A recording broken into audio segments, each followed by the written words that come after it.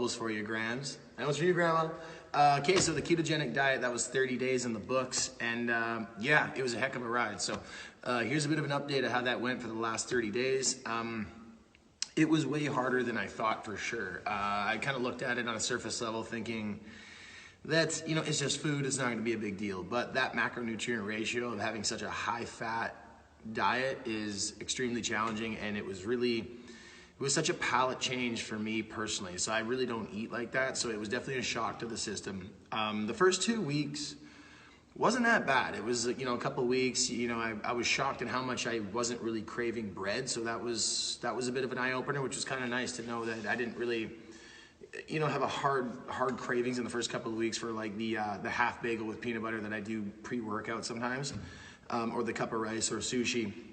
But it was the later 2 weeks that I started to feel just not great. My workouts weren't great. I had to look up some research to see how I could be effective on the ketogenic diet while training. My bench press went down about 30 pounds at one point. I worked it way back up, so I lost about 15 pounds on my bench press, about 15 reps on push-ups. So I must not have been doing it maybe that correctly, because my energy level was just, and some people say that you're supposed to feel full.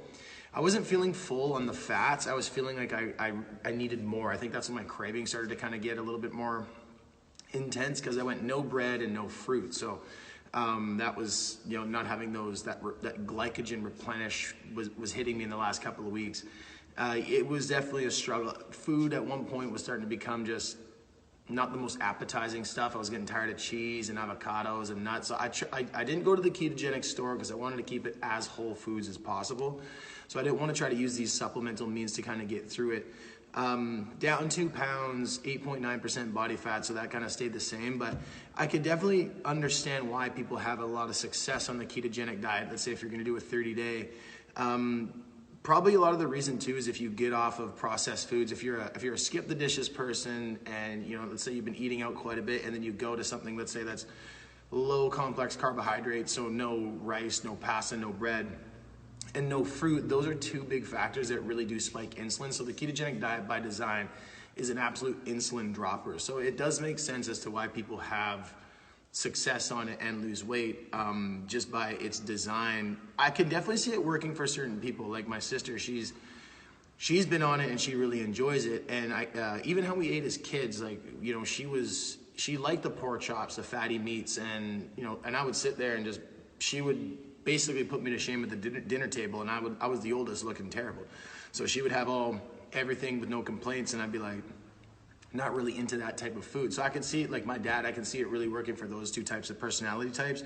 So if you really like fat by nature, it could be something that could be helpful for you. For me, it was making me a little bit nauseous at a certain point. I started to add MCT oil to my coffee, and that wasn't the most palatable taste, I guess so.